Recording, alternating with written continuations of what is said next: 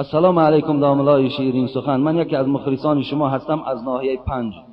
از شما خواهش میکنم در حق من و عائله من دعا کنید که همیشه دوستدار دین اسلام باشیم و خدا به من یک پسر خوب خدمتگار دین اسلام عطا کند. و یک سوال دارم. سوال چنین است: دختر عمکی را یا دختر خاله را در نکاح خود گرفتن درست است یا نه؟ التماس جوابش را گویید.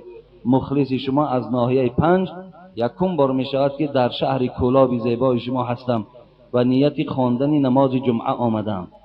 خدا علم شما را زیاد گرداند. خدا آن آرزو امیدهایی که کردید همگیش خدا برآورده کند و دختر عمکی و دختر خاله را گرفتن درست است برادر عزیز.